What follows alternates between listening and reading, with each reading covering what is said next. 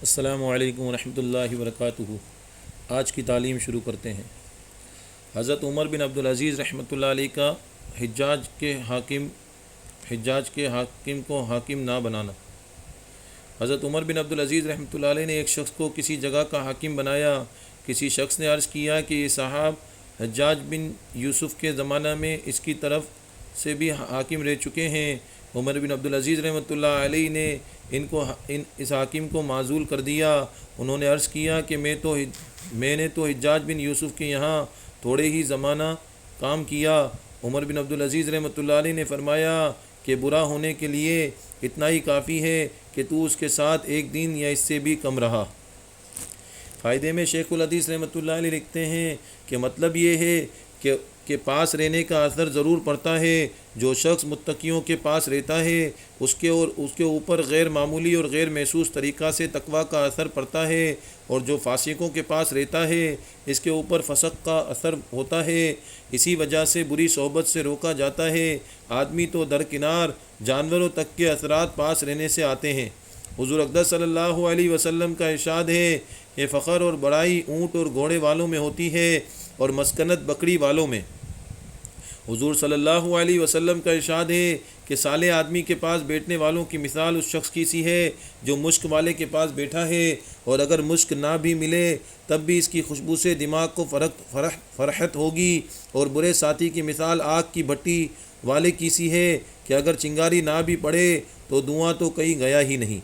بھائی اللہ پاک ہمیں جو ہے صحابہ کرام کے ان طریقوں پر عمل کرنے کی توفیق عطا فرمائے، اور ہمیں جو ہے وہ اچھوں یعنی سچوں کے ساتھ بیٹھنے اور متقیوں کے ساتھ بیٹھنے اور اللہ والوں کے ساتھ بیٹھنے اور علماء کے ساتھ بیٹھنے کی توفیق عطا فرمائے، اور ان کے ساتھ یاری لگانے اور محبت کرنے کی توفیق عطا فرمائے۔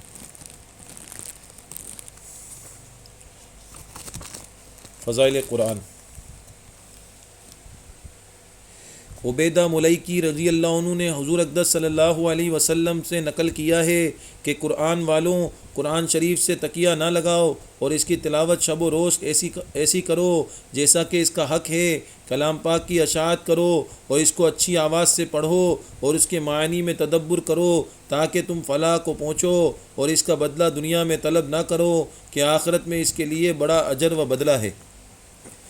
حدیث بالا میں چند امور ارشاد فرمائے۔ قرآن شریف سے تکیہ نہ لگاؤ۔ قرآن شریف سے تکیہ نہ لگانے کے دو مفہوم ہیں۔ اول یہ کہ اس پر تکیہ نہ لگاؤ کہ یہ خلاف ادب ہے۔ ابن حجر رحمۃ اللہ علیہ نے لکھا ہے کہ قرآن پاک پر تکیہ لگانا، اس کی طرف پاؤں پھیلانا، اس کی طرف پشت کرنا، اس کو روندنا وغیرہ حرام ہے۔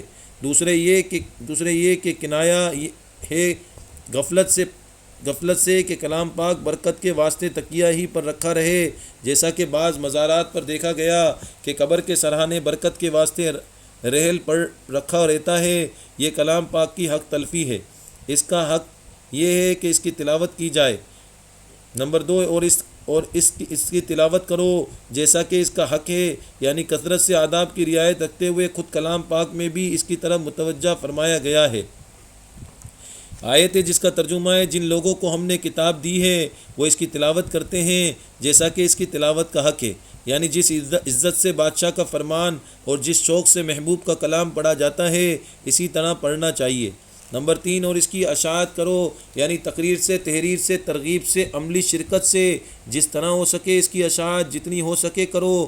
نبی کریم صلی اللہ علیہ وسلم کلام پاک کی اشاعت اور اس کے پھیلانے کا حکم فرماتے ہیں، لیکن ہمارے روشن دماغ اس کو پڑھنے کو فضول بتلاتے ہیں، اور ساتھ ہی حب رسول صلی اللہ علیہ وسلم اور حب اسلام کے لمبے چوڑے دعوے بھی ہاتھ سے نہیں جاتے۔ اللہ پاک ہمیں جو ہے قرآن شریف کثرت سے پڑھنے کی توفیق عطا فرمائے، اور قرآن شریف جو ہے وہ کثرت سے یعنی ہمیں جو ہے وہ قرآن شریف کو سمجھنے کی توفیق عطا فرمائے کہ قرآن پیغام کیا دیتا ہے، اس کو پھیلانے کی، اس کو سمجھنے کی توفیق عطا فرمائے۔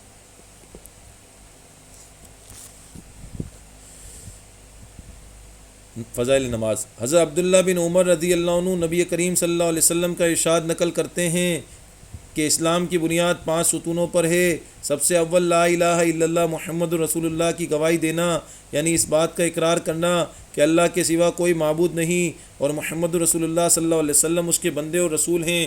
اس کے بعد نماز قائم کرنا اور زکوٰۃ ادا کرنا، حج کرنا، رمضان المبارک کے روزے رکھنا۔ یہ پانچوں چیزیں ایمان کے بڑے اصول اور اہم ارکان ہیں۔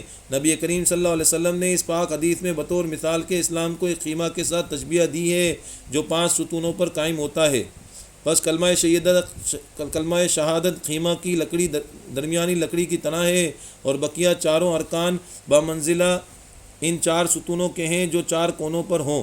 اگر درمیانی لکڑی نہ ہو تو خیمہ کھڑا ہی نہیں ہو سکتا، اور اگر یہ لکڑی موجود ہو اور چاروں طرف کے کونوں میں کوئی سی لکڑی نہ ہو تو خیمہ قائم تو ہو جائے گا، لیکن جو سے کونے کی لکڑی نہیں ہوگی وہ جانب ناقص اور گری ہوئی ہوگی۔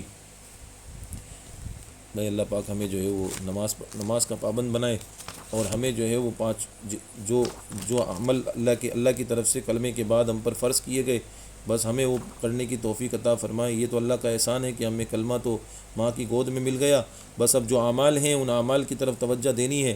تھوڑا سا خود دعوت چلائیں گے تو اعمال کی توفیق بھی اللہ رب العزت دے دیں گے۔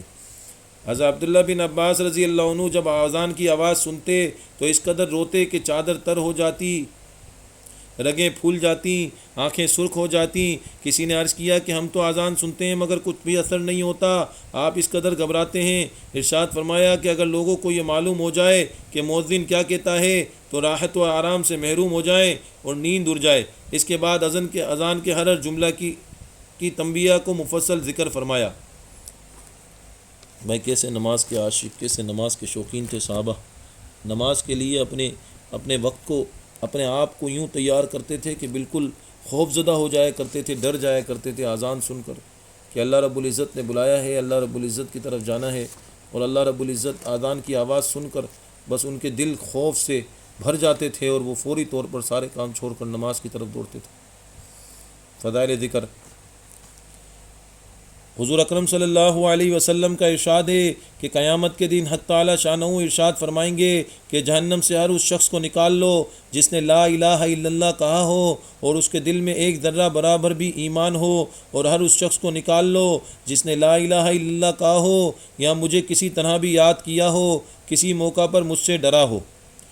فائدے میں شیخ الحدیث رحمۃ اللہ علیہ لکھتے ہیں کہ اس پاک کلمہ میں حق تعالی شانہ نے کیا کیا برکات رکھی ہیں، اس کا معمولی سا اندازہ اتنی ہی بات سے ہو جاتا ہے کہ 100 برس کا بوڑھا جس کی تمام عمر کفر اور شرک میں گزری ہو، ایک مرتبہ اس پاک کلمے کو ایمان کے ساتھ پڑھنے سے مسلمان ہو جاتا ہے اور عمر بھر کے سارے گناہ زائل ہو جاتے ہیں، اور ایمان لانے کے بعد اگر گناہ بھی کیے ہوں تب بھی اس کلمہ کی برکت سے کسی نہ کسی وقت جہنم سے ضرور نکلے گا۔ حضرت حذیفہ رضی اللہ عنہ جو حضور اقدس صلی اللہ علیہ وسلم کے رازدار ہیں فرماتے ہیں کہ نبی اکرم صلی اللہ علیہ وسلم نے ارشاد فرمایا ہے اگر ایک زمانہ ایسا آنے والا ہے کہ اسلام ایسا دھندلا رہ جائے گا جیسے کپڑے کے نقش و نگار پرانے ہو جانے سے دھندلے ہو جاتے ہیں، کہ نہ کوئی روزہ کو جانے گا، نہ حج کو، نہ زکوٰۃ کو۔ آخر ایک رات ایسی ہوگی کہ قرآن پاک بھی اٹھا لیا جائے گا، کوئی آیت اس کی باقی نہ رہے گی۔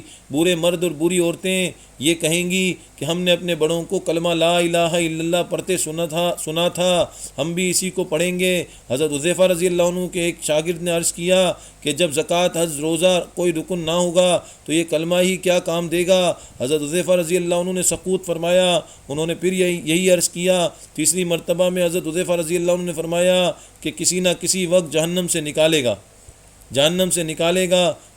نکالے گا، یعنی ارکان اسلام کے ادا نہ کرنے کا عذاب بھگتنے کے بعد کسی نہ کسی وقت اس کلمہ کی برکت سے نجات پائے گا۔ یہی مطلب ہے حدیث بالا کا کہ اگر ایمان کا ذرا سا حصہ بھی ہے تب بھی جہنم سے کسی نہ کسی وقت نکالا جائے گا۔ اے اللہ پاک ہمیں کثرت سے کلمہ لا الہ الا اللہ کا ورد کرنے کی توفیق دے۔ روزانہ 1200 دفعہ لا الہ الا اللہ پڑھا کریں اور اس کلمے کو دل میں اتاریں۔ جب 1200 دفعہ روزانہ پڑھیں گے تو انشاءاللہ یہ کلمہ دل میں بھی اتر جائے گا اور اس کلمے کا یقین بھی دل کے اندر اتر جائے گا انشاءاللہ۔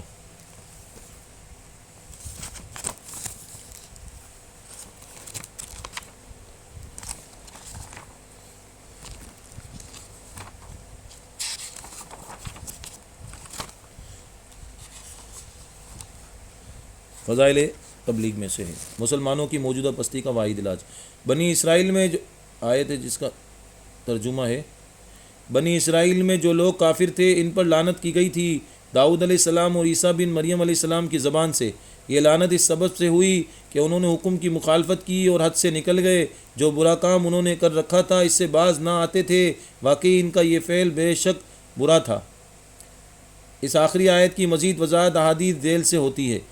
حضرت عبداللہ بن مسعود رضی اللہ عنہ سے روایت ہے کہ رسول خدا صلی اللہ علیہ وسلم نے ارشاد فرمایا کہ تم سے پہلی امتوں میں جب کوئی خطا کرتا تو روکنے والا اس کو دھمکاتا اور کہتا کہ خدا سے ڈر، پھر اگلے ہی دن اس کے ساتھ اٹھتا بیٹھتا کھاتا پیتا گویا کل اس کو گناہ کرتے ہوئے دیکھا ہی نہیں۔ جب حق عز و جل نے ان کا یہ برتاؤ دیکھا تو بعض کے قلوب کو بعض کے ساتھ خلط کر دیا اور ان کے نبی داؤد اور عیسیٰ بن مریم علیہ السلام کی زبانی ان پر لعنت کی، اور اس لیے کہ انہوں نے خدا کی نافرمانی کی اور حد سے تجاوز کیا۔ قسم ہے اس ذات پاک کی جس کے قبضے میں محمد کی جان ہے، تم ضرور اچھی باتوں کا حکم کرو اور بری باتوں سے منع کرو، اور چاہیے کہ بے وقوف نادان کا ہاتھ پکڑو، اس کو حق بات پر مجبور کرو، ورنہ حق تعالی تمہارے قلوب کو بھی خلط ملط کر دیں گے، اور پھر تم پر بھی لعنت ہوگی جیسا کہ پہلی امتوں پر لعنت ہوئی۔ بھائی اللہ پاک جو کچھ ہم نے پڑھا اور جو کچھ سنا، اللہ اس پر عمل کرنے کی توفیق عطا فرمائے اور ہمیں لوگوں تک اچھی بات پہنچانے کی توفیق عطا فرمائے، لوگوں کو برائی سے بچنے کی توفیق لوگوں کو برائی سے بچنے کی دعوت دینے کی توفیق عطا فرمائے، اس لیے کہ ہم لوگوں کو برائی سے نہیں بچائیں گے نا تو اللہ کا عذاب جب آئے گا، اللہ کی پکڑ آئے گی تو ہم پر بھی اللہ کی پکڑ آئے گی۔ اس لیے ایسے لوگوں کے ساتھ جڑنا ضروری ہے جو لوگوں کو برائی سے روکتے ہیں، اچھائی کی طرف لگاتے ہیں۔ دعوت و تبلیغ کے نام سے اس کی آواز لگائی جا رہی ہے، ہمیں بہترین ایک راستہ ملا ہوا ہے۔ اللہ رب العزت ہمیں اس راستے پہ نکلنے کی اور اس راستے پر عمل کرنے کی اور ہمیں خوب دعوت دینے کی توفیق عطا فرمائے۔ وآخر دعوانا الحمدللہ رب العالمین۔